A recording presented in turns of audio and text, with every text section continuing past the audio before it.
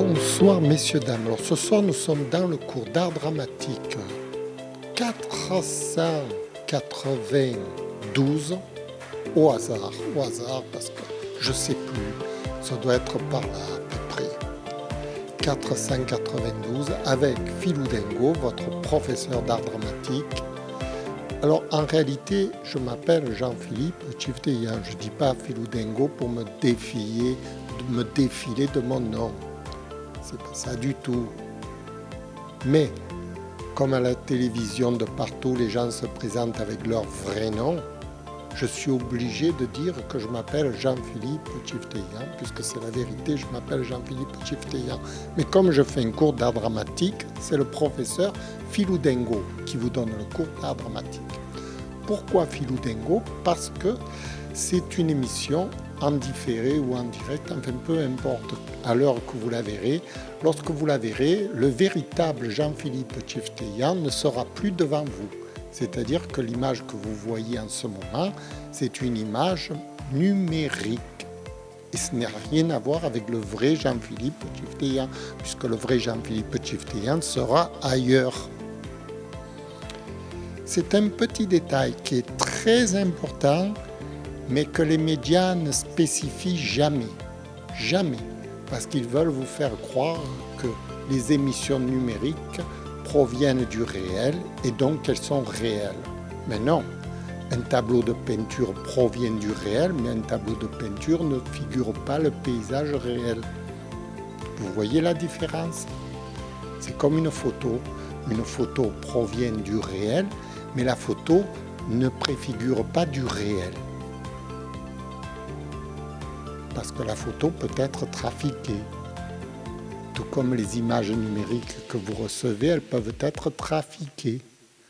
Et le trafic alors, et les couleurs, et le ton de voix, il n'y a rien de véritable, il n'y a rien de vrai. Bon, passons sur ce sujet. Donc, c'est Jean-Philippe Chifteyan dans le rôle de Philou Dengo, professeur d'art dramatique. Et ce soir, nous allons parler de choses très importantes, puisque c'est le nœud de notre société, le nœud, je dirais, du fonctionnement qui engendre toutes les relations physiques, toutes les relations intercommunautaires, interhumaines, jusqu'à la guerre, dans toute relation. On va parler du nœud de la relation, dans le sens que sur quoi repose une relation. Parce qu'il faudrait bien savoir une fois pour toutes. Sur quoi repose, par exemple, Philou Dengo qui vous parle? Il faudrait bien le comprendre de toute manière. Quand vous regardez une émission, quel est son motif, son mobile, son mobile? Il faut bien justifier l'action. Donc, il faut un mobile. Et le mobile est très important en comédie. De partout, quand vous regardez des émissions de télévision, etc., chaque personnage a un mobile.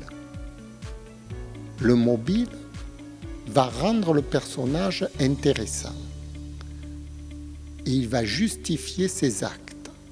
Et il va justifier ce que vous comprenez de lui quand il agit. C'est un peu comme un enquêteur, quand il veut découvrir qui est l'auteur d'un événement à rebours, il s'interroge sur le mobile des acteurs pour comprendre qui a le mobile de créer cet événement. Le mobile est donc la quintessence de notre action. C'est ce dont parle Konstantin Stanislavski dans le mobile de l'acteur, et l'objectif principal et le super objectif de l'acteur. C'est ce qui va déterminer son comportement scénique. Mais si l'on ne connaît pas le mobile ni l'objectif supérieur de l'acteur, on ne sait pas ce que réalise cet acteur. On ne peut pas juger de l'acte d'un acteur. On ne peut même pas jouer son propre personnage si on ne connaît pas notre propre mobile. Et je vous pose la question, est-ce que vous connaissez votre propre mobile dans la vie? Vous allez travailler pour quelle raison? Connaissez-vous votre mobile? Votre objectif principal et votre super objectif. Savez-vous quel est-il? Si vous ne le connaissez pas, c'est que vous êtes manipulé. On vous manipule. Voilà. Parce que vous n'avez pas d'objectif ni de super objectif. Alors ne me dites pas que c'est pour gagner de l'argent. Ça ne tient pas la route. Pas du tout.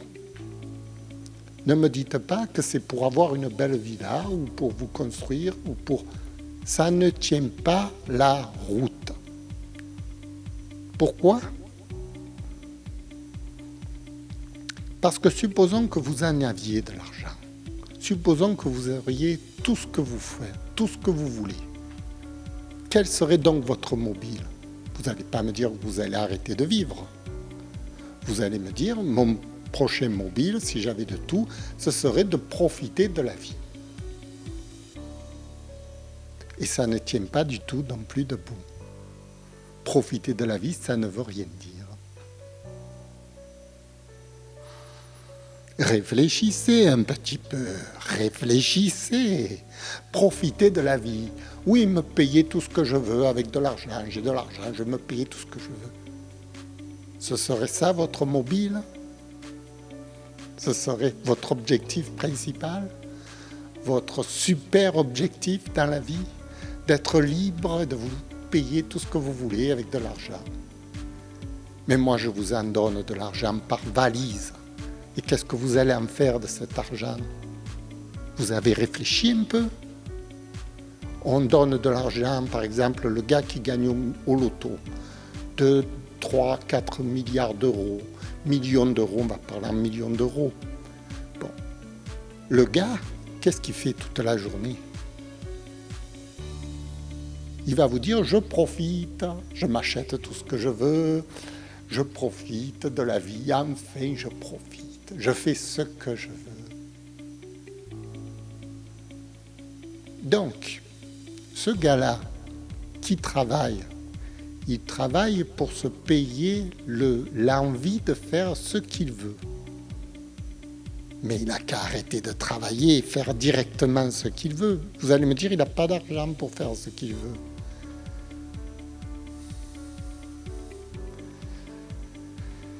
C'est un peu un raisonnement un peu stupide, hein, je trouve. C'est un peu stupide. Parce que, est-ce que c'est vraiment ça le vrai mobile?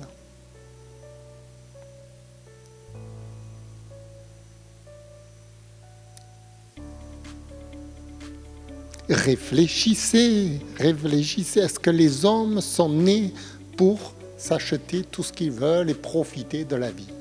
Est-ce que c'est leur mobile de la vie? C'est peut-être ce qu'on vous a fait croire pour vous faire travailler, qu'on vous a fait croire que vous aviez ce mobile de gagner de l'argent pour vous payer tout ce que vous voulez. Mais il faut réfléchir un peu plus que ça quand même, je crois.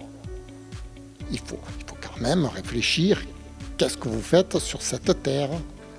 Parce que lorsque vous aurez fini la vie elle passe vite. Vous allez arriver, votre dernière heure de vie est arrivée sur votre lit de mort, vous allez réfléchir. Et maintenant, est-ce que j'ai réalisé tous mes objectifs dans la vie? Oh ben je me suis payé une piscine, je me suis payé une belle voiture. Est-ce que ça va vous suffire? Est-ce que vous serez heureux de cette foison d'objets? Est-ce que c'est votre souhait de vie finalement, votre volonté dernière de la vie?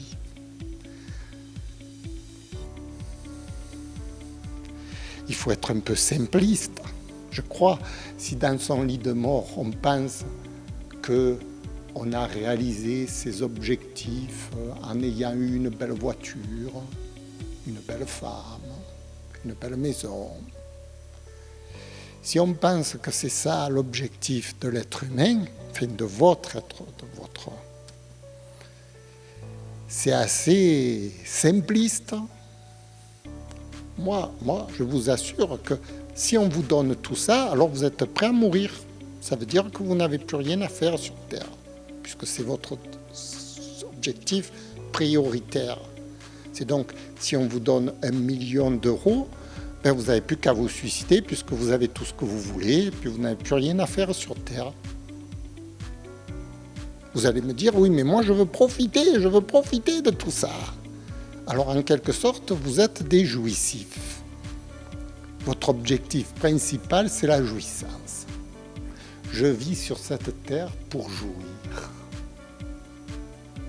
Je suis le plus grand jouisseur de l'humanité, c'est moi, l'être humain. Si c'est ça, vous avez compris. Voilà, vous. Et puis, on n'en parle plus. Vous comprenez, la vie, ce n'est pas simple.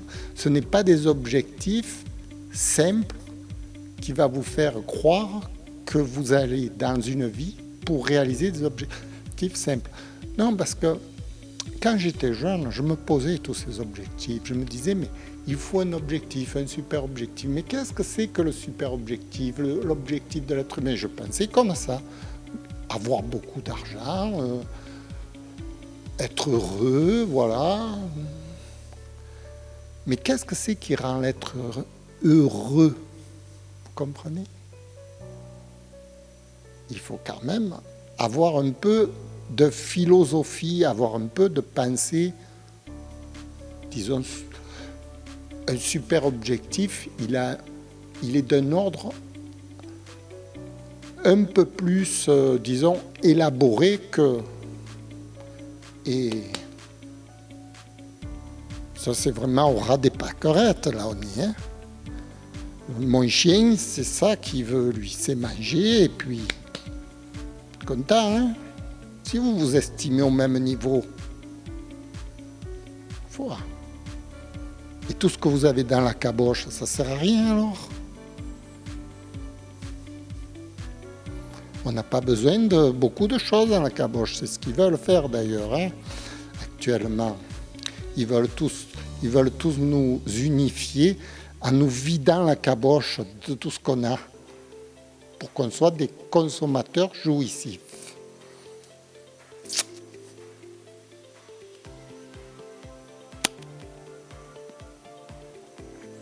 Non. Je vais un peu plus loin dans tout ça, parce que le comédien, quand il est sur scène, là c'est un cours d'art dramatique que je vous donne, il a un super objectif. Est-ce que son super objectif, c'est de gagner de l'argent? Et vous vous rendez compte l'horreur? Vous vous rendez compte l'horreur du personnage? L'acteur, un jouissif, un personnage avide. Mais c'est une horreur. Il n'y a aucune ambition, le mec. Voilà. Je vous remercie d'avoir écouté. J'espère que c'était instructif. Réfléchissez à votre objectif prioritaire, à ce que vous aimeriez réaliser, qui, à la fin de votre vie, vous en soyez fiers. Fiers de votre œuvre. Comme un peintre qui a réalisé des tableaux, il est fier de son œuvre. Peu importe s'il les a vendus ou pas, ça il s'en fiche. C'est de son œuvre qu'il est fier. L'artiste, voilà, il est fier de son œuvre, vous voyez. C'est son rêve, son ambition suprême d'avoir réalisé quelque chose qui puisse faire avancer l'humanité dans une prolongation de ce qui a été fait antécédemment et qui va être fait dans le futur. D'être le maillon de la chaîne. c'est-à-dire le passeur de quelque chose. Mais pour être le maillon, c'est dur un maillon. C'est pas mou un maillon, vous voyez? Un maillon, c'est dur. On peut s'accrocher à un maillon. Voilà. Alors voulez-vous être le dernier maillon de la chaîne, ou le maillon faible, ou le maillon fort? C'est à vous de voir. Je vous remercie d'avoir écouté. J'espère que ça vous a plu. C'était le cours d'art dramatique 492. Je le dis au hasard parce que ça fait longtemps que je ne dis plus les numéros.